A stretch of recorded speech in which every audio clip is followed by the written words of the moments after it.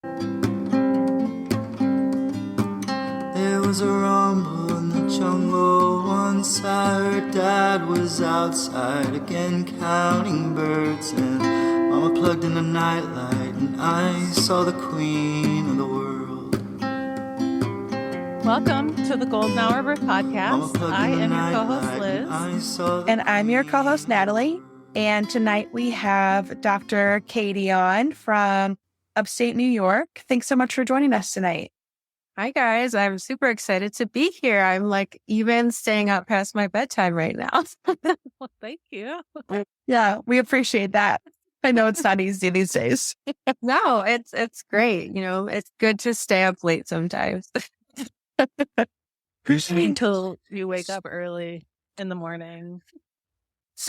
Right? With a toddler. Yeah. Yeah. We all get that part. So Katie, if you want to go ahead and tell us a little bit about you and your family, and we can go from there. Sure. So I grew up in upstate New York and just really always had a love for nature, all things outside, just loved playing and exploring. And, you know, I had a really fun childhood. And in high school, I decided around 11th grade that I would go to pharmacy school. So that's what I did. And that's actually where I met my husband during our third year of college. So he's a pharmacist as well. And we graduated in 2013 and we decided to start our family. So we have a 3.5-year-old daughter, Olivia, and I'm also a stepmom. So he had a son when he was 16, and actually his son is now 16 right now that I just kind of made that connection with. Oh my God. So luckily, I don't think that will be happening on our end. But so I'm a stepmom as well. And we live kind of in the southern tier of New York. And just we have our 2 cats, our 2 dogs. So it's just kind of fun watching Olivia grow up. She loves her older brother. And right now she's just following the cats and the dogs all over the place. So just kind of living life right now and enjoying it and just, you know, watching her explore and her curiosity kind of grow. Yeah. Oh, I love that. Toddlers are so fun to watch. Mm-hmm. Just them picking up these pieces. It's really cute. Yeah. 3 to 4 has been my favorite so far, I think. Is that how old your kiddos are? Yeah, he's Arthur will be 4 in February. Okay. And yeah, like blossomed so much. It's just crazy with the language and everything, and like becoming more aware.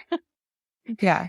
My husband and I will just look at each other like, is that normal for someone their age to like put those things together and understand it? That's awesome. So after you guys got married and decided to start a family, if you want to kind of go into that, or deciding to start a family. Sure, yeah. Start. Well, you know, I say that too because, you know, it's the first time that I'm, you know, giving birth. So yeah, we decided at the end of 2017, like, hey, let's do it. I was a little nervous. To, you know, it's a big change to really think about being responsible for another life and all that. I remember I had, you know, almost feeling a lot of resistance in terms of like stopping my birth control. Like, oh my gosh, is this really happening? So yeah, we started in November and I had full expectations that I totally thought I would be pregnant by Christmas and like telling my family. So I think that just shows how naive I was about the whole situation because it doesn't happen like that. But I guess, you know, society and like movies will, you know, they lead you to think that it happens that quickly. So it did not. And, you know, a few more months went by and I had reached out to my OB that I had been seeing at the time. And, you know, she just kind of patted me on the back and was like, your cycles are regular. You know, you're healthy. Just keep on trying. And, you know, that was pretty frustrating for me to hear without any like, hey, you could do this to optimize your fertility or, you know, just kind of give me any feedback or like action steps. So I was really doing a lot of research on my own, and a few more months had gone by, and I actually came across the fact that acupuncture can help with fertility. So I was really fortunate to be able to find an acupuncturist in Ithaca near where I live, and he was absolutely amazing. I learned so many things about myself, through the traditional Chinese medicine lens. We use the acupuncture, moxie, Chinese herbs, and really kind of help get my body into a balance, because I had been on birth control for 13 years. Mm-hmm. So by the time we started trying, that was like half of my lifetime at that point. And I actually forgot to mention, before we started trying, I actually reached out to my OB, trying to plan ahead. And she told me that I could stop the birth control and start trying within the same month. Yeah.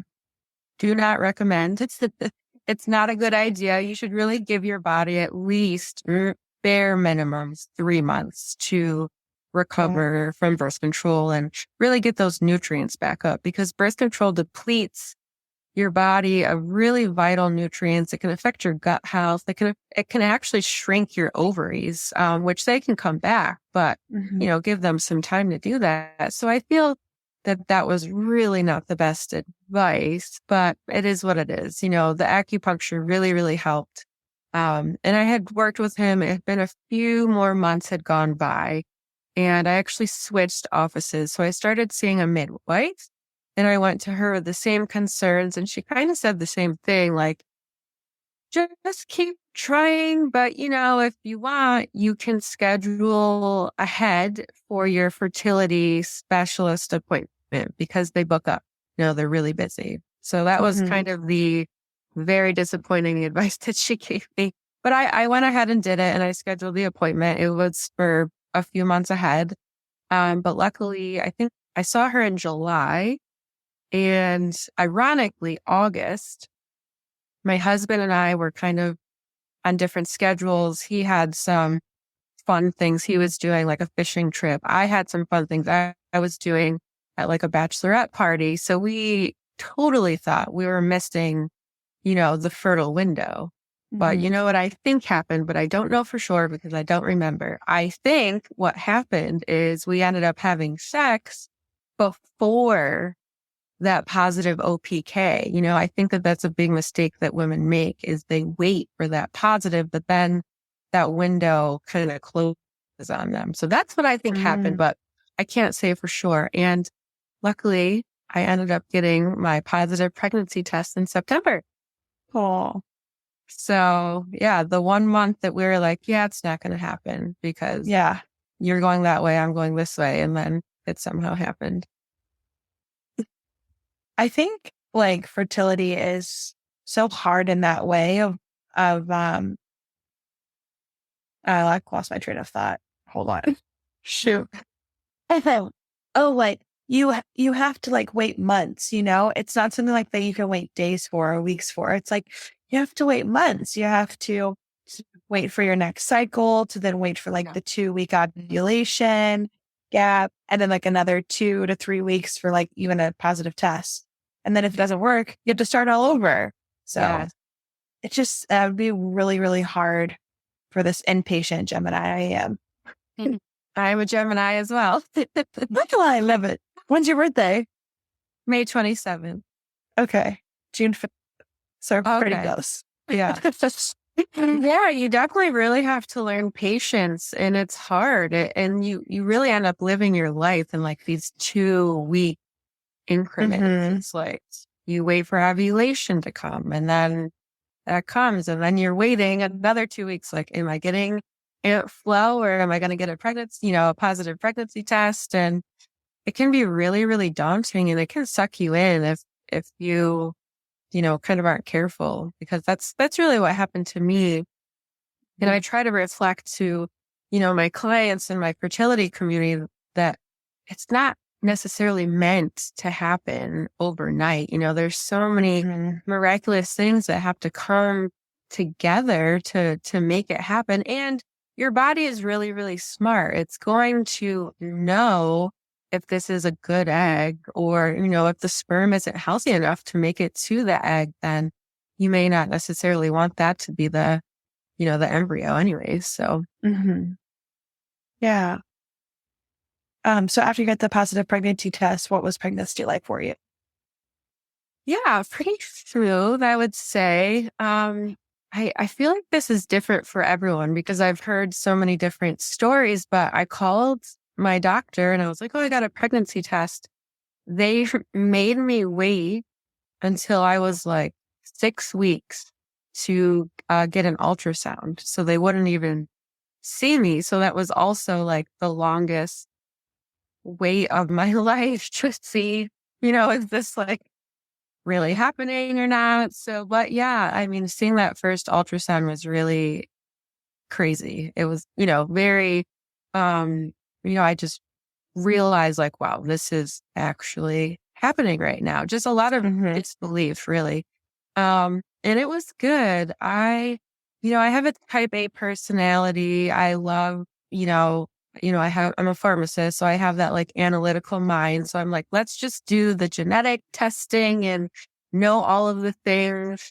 And, I was told that everything came back normal, which was great. But then that next appointment that I had, she actually told me, oh, there was a result that hadn't come back yet. And you actually came back as a carrier for, and I can't remember exactly what it was. I want to say it was like SMA, but it was some like muscular issue. And, if the father was also a carrier, it would make the chances be pretty good that the baby could have it. And I think it wouldn't be a very good quality of life. I think, maybe they'd be lucky if they lived to like 1 year old or something, because I remember doing all the research. So then we had to have my husband go get tested and also wait for those results to come back. So that was really, really hard. But luckily he was not a carrier. And I'm thankful that I did do the genetic testing, because now I can tell my daughter, I'm a carrier for this. I think she has like a 25% chance to also be a carrier. So now she can kind of know that moving forward.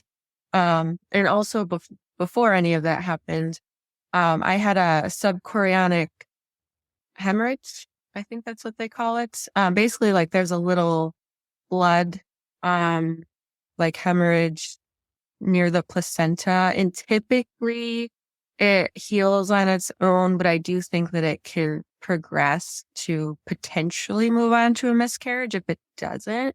So that was pretty early on in the pregnancy. So that was also very scary. But I actually went back to the acupuncturist, and he had put me on some herbs to kind of help heal that. And luckily, whether it was the herbs or whether it was going to happen anyways, everything did heal and it was completely fine. Besides those two things, the pregnancy was great. It was really, really good. I did a ton of research. I'm going to drop 2 books if that's okay. That really, really helped me. Real Food for Pregnancy by Lily Nichols is. Follow her on Instagram. Have you read her book? Uh-uh. Oh my gosh. If you guys have any more kids, please read it. It's like the Bible for pregnancy. It's so amazing. So I did a lot of research. I read that. And then Mama Natural has like a week by week book. It tells you like each week throughout your pregnancy. And then she goes through all these things to kind of educate you on birth and what to expect and postpartum. No, I was ready. I was doing, all of the education that I could. So really being mindful of my nutrition, first trimester, that was a little tricky. I definitely had trouble, eating a lot. I think I ended up losing around 4 or 5 pounds in the first trimester just because I wasn't able to eat that much. So that was hard. I was actually very low carb before I got pregnant. So I was pretty much having to eat like pretzels and toast and things that I really hadn't been eating before, but it was the only thing I could really stomach. And Yes. one thing that I found that was really, really helpful was just eating before I even got out of bed. So like having like a couple crackers with cheese or peanut butter was my best friend. Apples and peanut butter. like, um, but yeah, I think around 16 weeks, I maybe started feeling her kicks, which was really fun. She had hiccups all the time, which she actually ended up, now that I think about it, she had hiccups a lot as like a baby too. So I don't know why that is, but yeah, it was good. And, halfway in my pregnancy, because I did learn so much from Mama Natural's book, I actually learned about doulas in the book, and I decided, yes, I want that. Cause I knew in my mind I wanted to have like a natural pregnancy. I didn't really want, to do an epidural or Pitocin or anything like that. So I went to interview the doula, and the thought of a home birth had already crossed my mind, but we kind of shoved it aside because we live 30 or more minutes away from two hospitals. So we were like, oh, we can't do that. That's not safe. And ironically, the doula happened to live in the very small town that I live in, which is, I don't know, bizarre to me. And Yeah. he also had a home birth. So then I was kind of like, okay, so it's possible. It's, I could do it. If she did it, it's possible. It's not like a super crazy idea. And I ended up doing Mama Natural's birth course, which I also highly, highly recommend, even if you want that epidural. I mean, this course just completely prepares you for everything to expect in the hospital, no matter what you envision for your birth, whether you want it naturally or you're like, give me all the drugs. It was such a good course. And I just felt really empowered with all that information. And, I was able to convince my husband to switch. I mean, it was really me, the one having to do it, but to switch to have a home birth, like halfway in our pregnancy. So we left the practice that we were seeing, and our doula had recommended this midwife who's absolutely amazing. She only lived 20 minutes from us, just very naturally and holistically minded, which is what I, envisioned and what I really aligned with. So that was just a really cool experience. I never had another ultrasound while I was with her. I mean, she just didn't even push anything like that. And I'm sure if I wanted to, she would have, done whatever needed to be done so I could have one. But I just, I had faith that everything was fine. And I had like the anatomy scan before I left the practice, and everything was fine at that point. But yeah, it was just a really relaxed, like hands-off third trimester, pretty much. I really try to prepare mentally and physically for the birth process. So, drinking that red raspberry leaf tea. I was eating the Lara bars for the dates. And, just trying to stay active and nourish myself. Since I was having a home birth, I was still working in retail full time, 12-hour shifts. She actually ended up pulling me out of work at 38 weeks because she was like, if you're still going to work and like doing all the things, like baby might not come.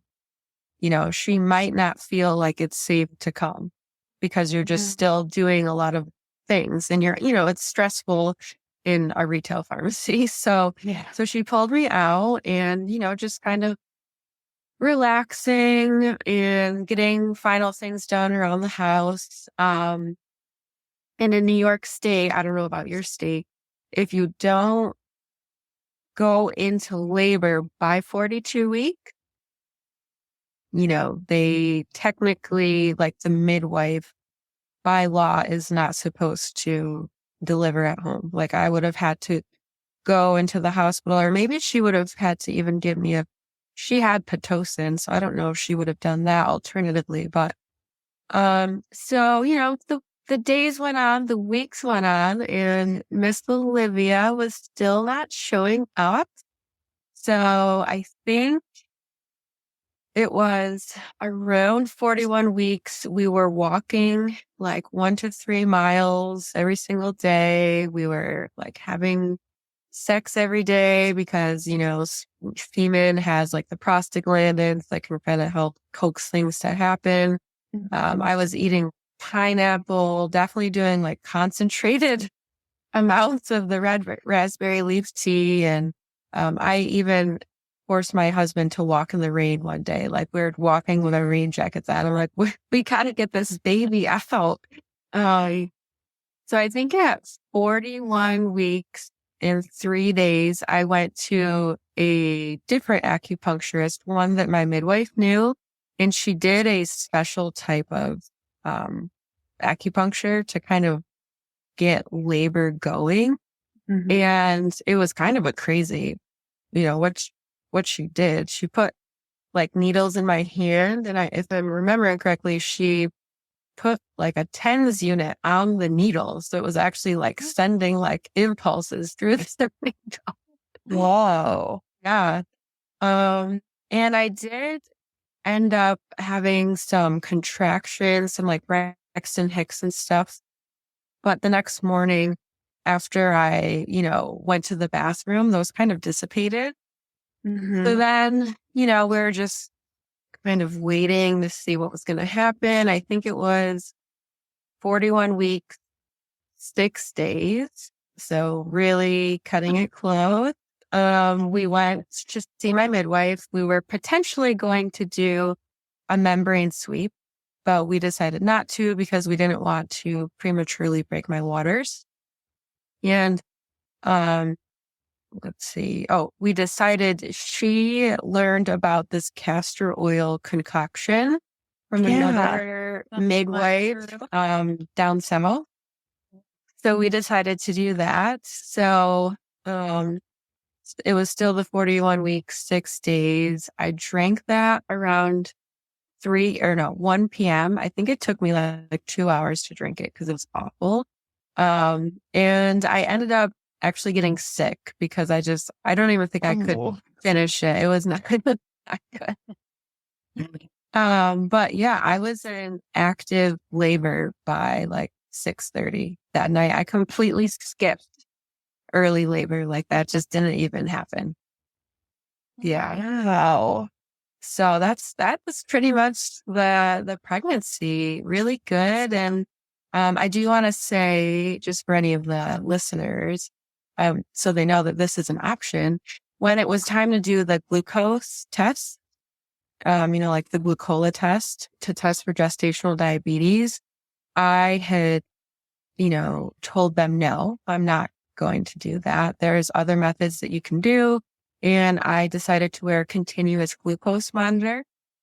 So you can wear it for 2 weeks and it shows your blood glucose all throughout the day, all throughout the night. You can see how certain foods affect you. So really it gives you a much more clear picture of someone's, body's response to sugar. And, and that was really good. The sugar was good, minus, grapes, I think was the one thing that really spiked my sugar. Otherwise, everything was good. Where did you get that? So that does require a prescription, but you can get it from a pharmacy. Okay. Yeah. And then how did you wear it, or what did you have to do? So there's like a little round patch, and it has a very small, thin needle, and you put it on your arm. It does not hurt at all. Yeah. And then you have like a reader, and you can just you can put it up. Actually, I think you could even hook it up to your phone now too. But you just put the reader right up, and you could see right then and there like what your blood sugar was.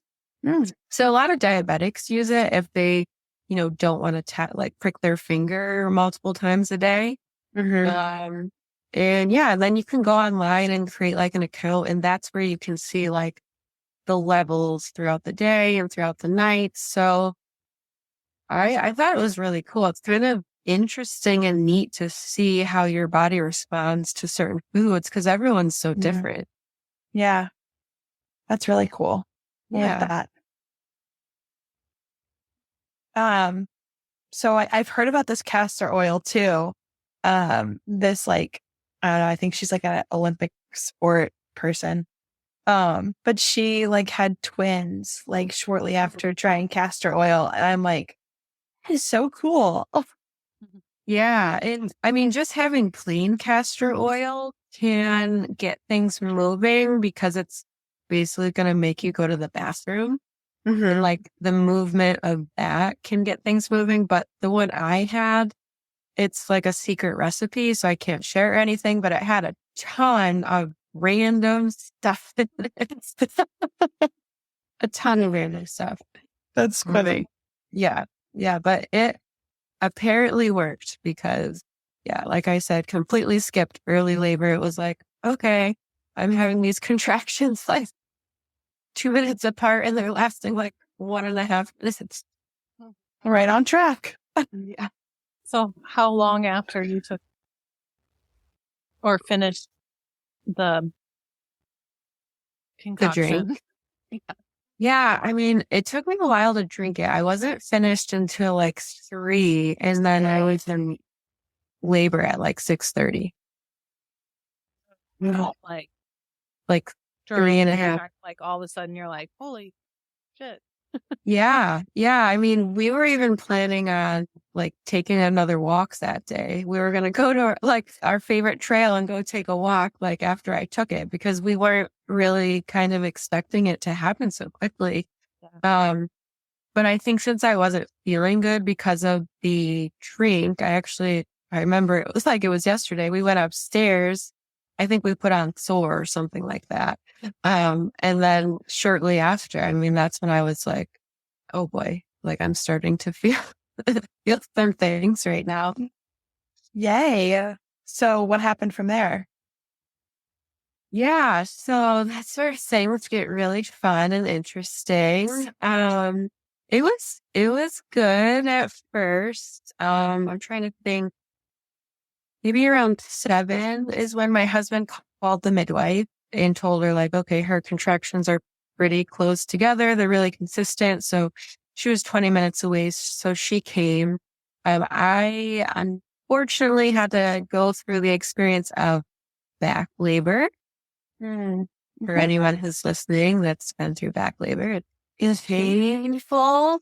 So I pretty much labored for a while on like one of those yoga balls and was just kind of leaning over the side of the bed and just really kind of I think I had an app on my phone to like time the contractions, and that was enough distraction for me to kind of keep my mind off of things. And then eventually we did use a TENS unit, which was really helpful.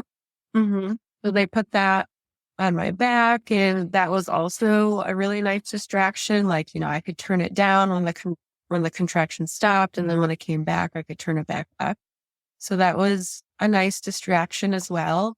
But my legs just felt numb. Like I couldn't really feel them. So it was hard for me to do anything on my legs, really, which was kind of a sad thing when you think about it, because there's so many like primal ways that you can labor in, but my body just couldn't even do it. I'm trying to think. We use some essential oils as well. Counter pressure worked really, really nicely. The midwife and the doula would just kind of press on my hips, and that was nice. I don't really know how long I was on the birthing ball for, but I was pretty good spirits. And the only people we allowed in the house were both of our moms. And actually, all they did was like open the door and peep in and say hi. And my labor actually slowed down after they did that. So I think just goes to show like how interruptions and things like that can slow labor down. Like if you think about it in a hospital, when a nurse or someone is constantly like bombarding you with questions or trying to poke you with things or, who knows what, that can really slow down, a woman's labor. And then when you're not progressing fast enough, that's when they want to, give you some Pitocin and move things along. So we ended up going back into the shower. We have like 2 shower heads.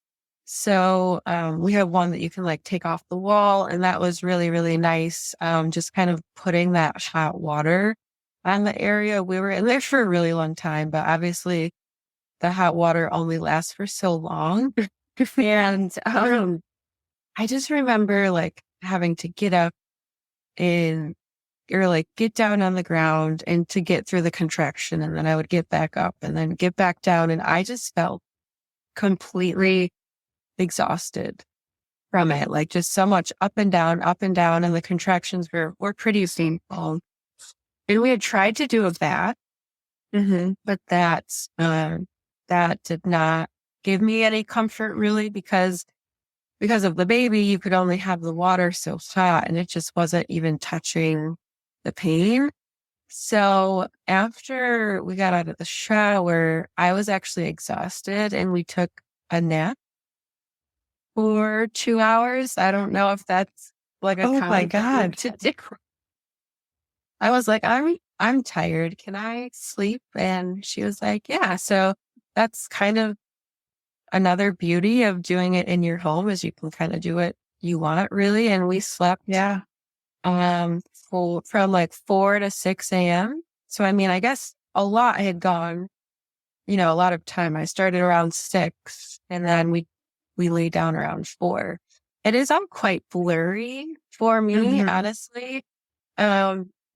So that's what I recall mostly is just a lot of laboring on the ball and then in the shower and maybe a little bit on the floor. But then we woke up, I think around 6 a.m, the contractions were starting to come back. And this time, unfortunately, the TENS unit wasn't even touching the pain at this point. Like it was pretty rough. She had actually tried to do like an internal check and move the baby because she was pretty sure that her hand was on her face. And that's what was causing like all of this pain. Like she was just hitting my nerve. Like my legs were just like, they felt like jelly at this point. Like I couldn't even do anything. I remember she wanted me to, I think it's like, you can go up and down the stairs. I don't know if you guys. Yeah. Like sideline walking. Yeah.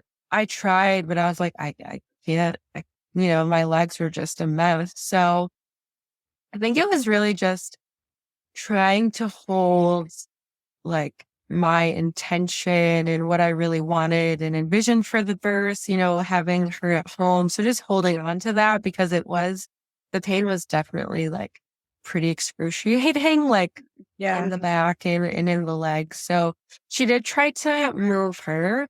And in doing so, she did actually end up breaking my water. So that broke and things kind of progressed a little bit faster after that. I think that's when the dial definitely went up in terms of like the pain. And I just kept trying to labor in any position that really felt comfortable at that point. I definitely just remember being on like all fours on the ground or trying to do the birthing ball. And then, I think it was like 1 p.m. In the afternoon, and she was going to try to move her again because that's just how bad the pain was at this point. And now, mind you, I haven't really said this, but not one time during the pregnancy, she never checked, and during the whole birthing process, she never once told me how dilated I was. I never knew. And I think that was actually kind of nice because I feel like that can really get in your head. Like whether it's, oh, you're only 4 centimeters, then it's like, oh my gosh, I'm not far enough. Or like you're 9 centimeters, but then you're still in labor for like 10 more. You know what I mean? Like it can really get in your head. So I was thankful that she didn't do that. But when she went back in to train to move her, she was like, you're fully dilated. You could start pushing. And I just remember feeling so like, oh my gosh, thank goodness. Yes. The end is near. So I ended up being in labor for 20 hours, I think.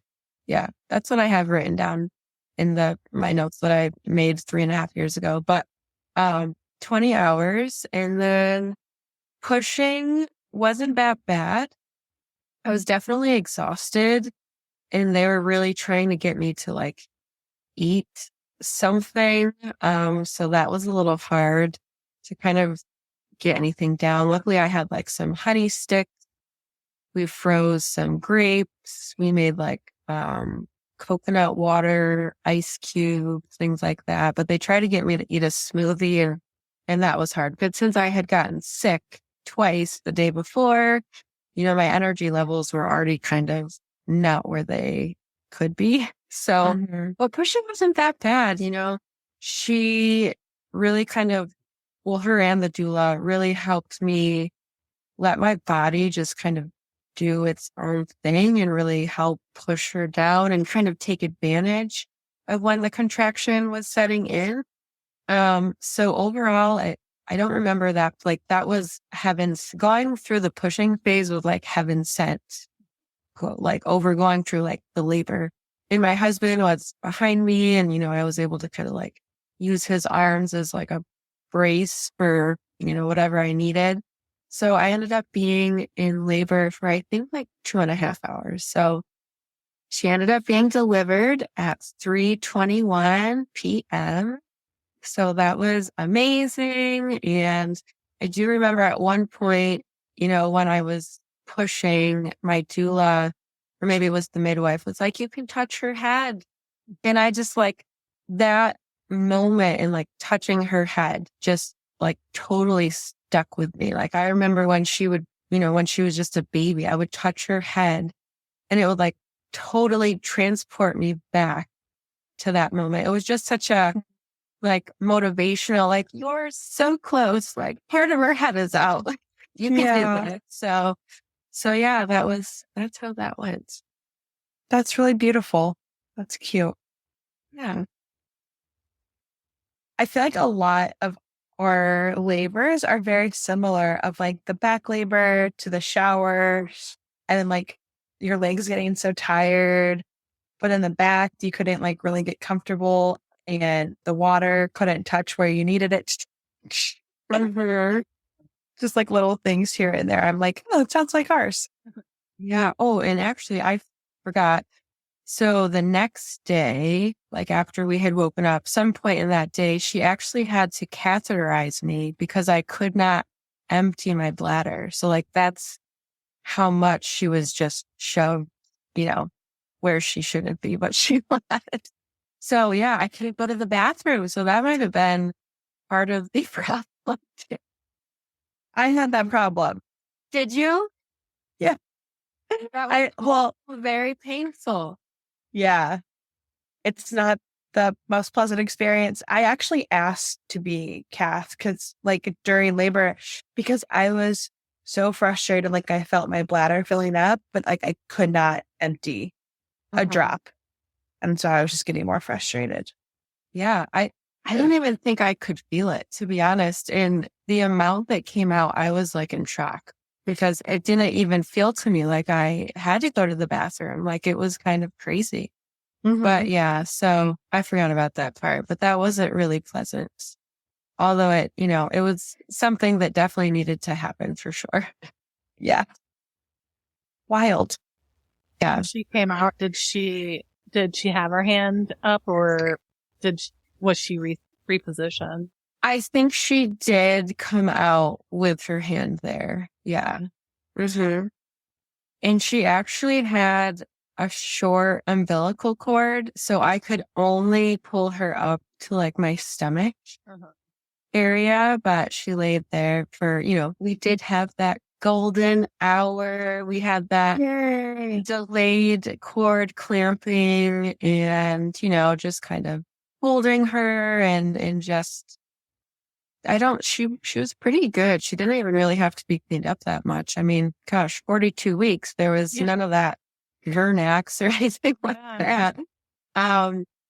But yeah, I think she last around 5 p.m. So that had happened. And then there's delivering the placenta. So I'm trying to think that maybe happened around an hour after. Like there wasn't really any push to kind of get that done. But when it did happen, I did end up losing quite a bit of blood. I think it was like 800 mils, the midwife had said to me. So I actually had to get a shot of Pitocin, and she also had to give me Cytotec rectally. So I, felt extra violated that, all the things down there. Yes. Oh man. And I needed IV fluids too. Yeah. So, and pretty sure, because I had her in the afternoon. So that same day, the midwife would not leave until I was able to go to the bathroom on my own. So that was also a little difficult. Like it just wouldn't happen right away. I don't know why, but yeah, it was a marathon, but it was definitely worth that. And she had, an APGAR score of 9 both times, and everything was great. And I think the beauty about having a home birth was I was already home. It was just we didn't have to go anywhere. The midwife came back and checked up on us. She really took care of Olivia for the first few weeks of her life. I mean, she just kept coming back and checking on her and checking on me. Like she didn't even go to the doctor until I think she was a few weeks old. So it was just nice being in this like little bubble that was my room and just kind of have everything there. Yeah. Yeah. It's a different model of care from the hospital. Yeah. That's what I was going to say. Yeah. Those midwives are pretty great. Oh my God. Like she's an angel. Women-centered, not doctor-centered. I don't know. Yeah. Yeah. And just like knowing that she'd be there if I had any questions and checking on Olivia, with any questions that were coming up, and then like lactation too, like having that support. And I had the doula as well. I had, I think, a couple more, maybe 1 or 2 more like home visits from her as well. So to just have that support, because I mean, breastfeeding is definitely not easy in the beginning. Both you and baby are learning like what to do. You're getting to know each other. And obviously mom is like sleep deprived too. And, I remember thinking at one point during like the first 2 weeks, cause like my nipples were so sore, just like I'm going to have to just pump and bottle feed her. Like I'm not going to be able to exclusively breastfeed, but we learned and we pivoted and we learned to make it work. And I was able to, breastfeed her, which was really like the most beautiful bonding experience I think I've ever had in my entire life, really, breastfeeding. That's awesome. We said a lot of pivots early in our podcast days. It felt like everything was pivot.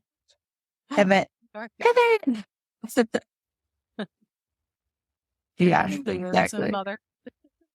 Yeah. Yeah.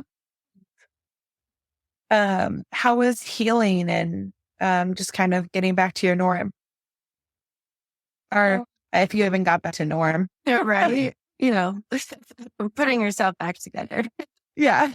It was good. I'm definitely very fortunate and blessed to, have had the support I had from the midwife and the doula, and then my husband was amazing. Luckily, he loves to cook, so he was, making me really nutrient dense meals, very nourishing meals. Like he actually would not even let me go downstairs for like the first week. Because I think we like read that in one of the books. It was like technically in some other cultures, like the mom is not even like allowed to leave this room for like a month or something. And he wouldn't let me go down the stairs. So like everything was really brought up to me. I mean, it was still like, oh my gosh, what did I just get myself into? This small, cute baby won't stop crying. What's to do? But yeah, healing was good. After losing all that blood, she had some device that was able to test my hemoglobin. And I think I was at like an 8 after birth, but within just a couple of days with some supplements that I was taking and then just really focused on like nourishing meals, I was back up to a 12. So that was good. That was really good. Just really focusing on like nutrient dense food. I did have a little separation, maybe like 1 or 2 finger worth of like the abdominal separation. I was seeing, like a PT, a physical therapist towards the end of my pregnancy. I was also seeing a chiropractor as well. Both of those things highly recommend, especially before and after birth, because seeing the chiropractor can really help keep you like your body aligned. And then the physical therapist can really work with like your pelvic floor, helping you like rebuild your abdominal strength. Cause that was definitely something that I wanted to do. Just because your mother maybe pees her pants when she laughs, or your aunt or someone, that doesn't mean that it's normal. That just really means that your pelvic floor needs a little bit of love. So, I think just knowing that those are options out there for you, because I don't think that a lot of women know that seeing like a PT can really help you get that strength back. So I had a really good team to kind of help me get myself back together. So I would say it was good, other than the learning curve of like, how do I use this breast pumping I was very intimidated by that. Yes. And like, how do I keep this baby alive? But yeah, it was a good experience. But the newborn phase is definitely, it's difficult. And I'm so happy. I had her in May. So her due date was May 3rd, but her birthday is May 16th.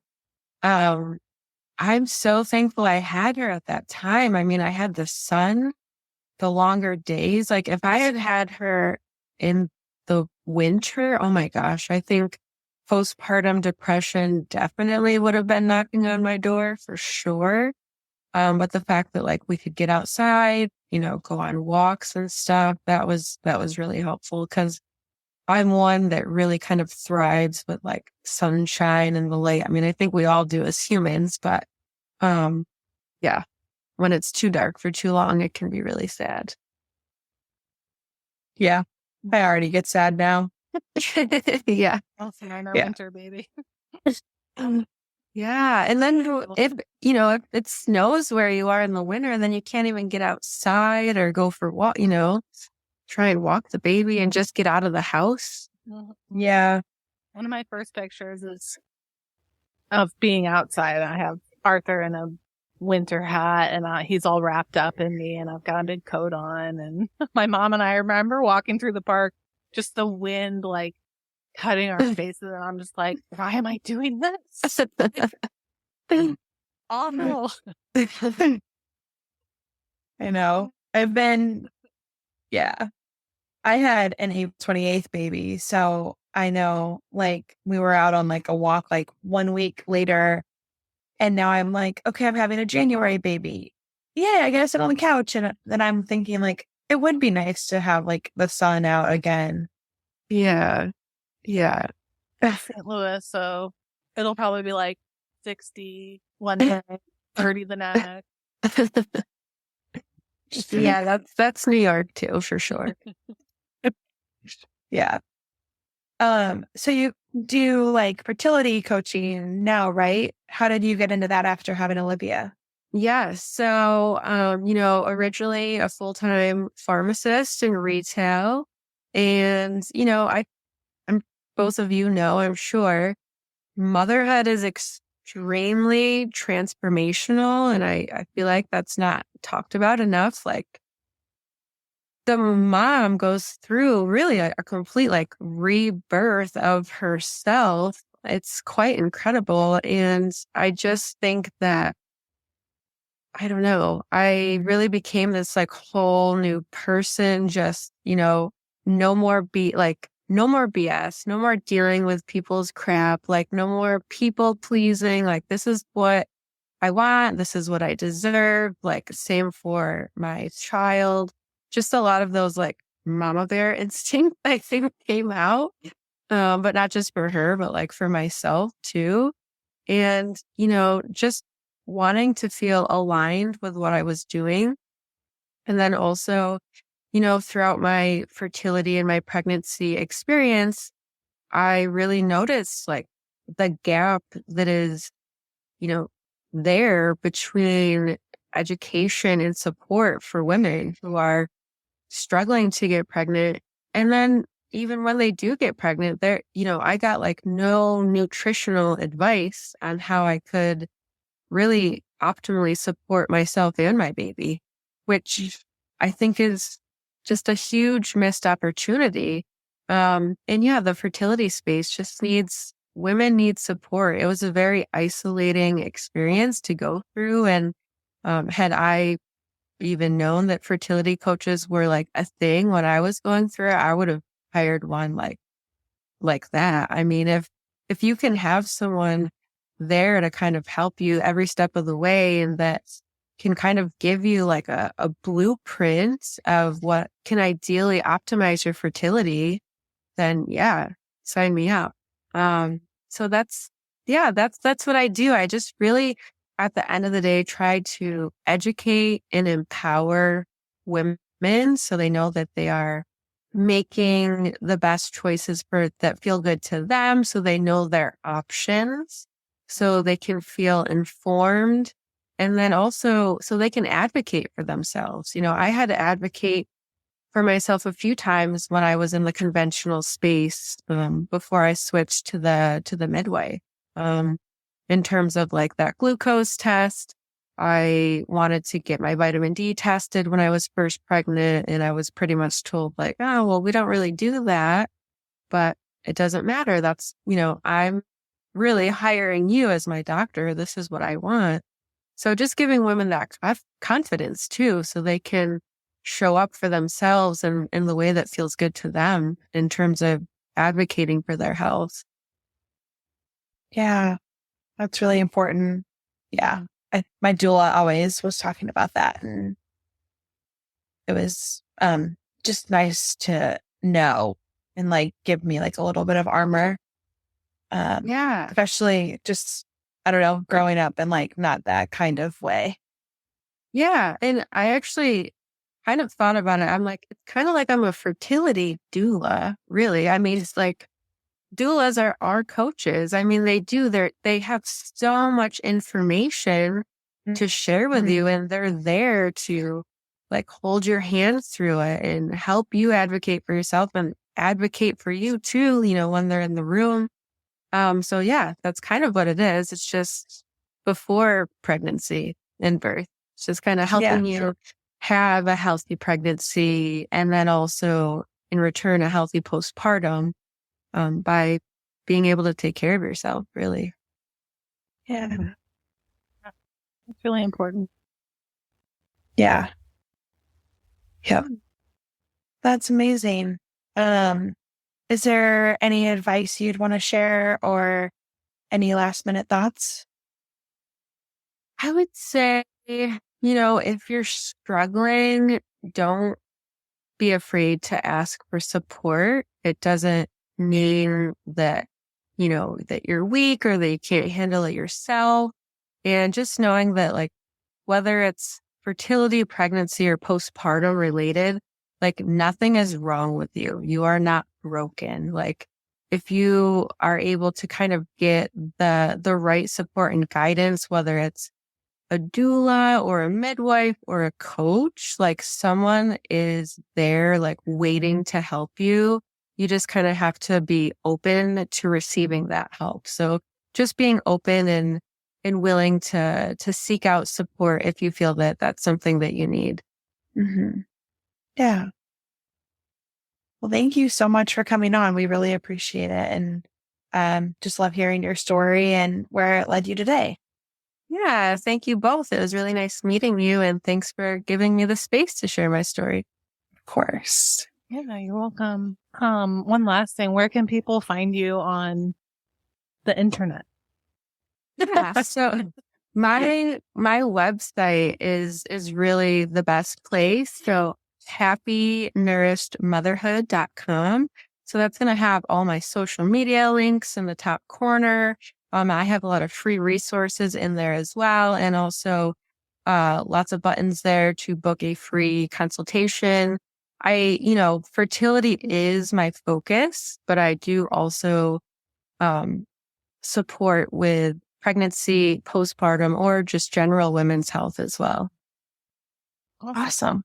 Thank you so much. Thank you, guys. I hope you have a happy holiday. Thank you. You too. Thanks. And thank you to our listeners for spending this time with us. And we hope to see you next episode.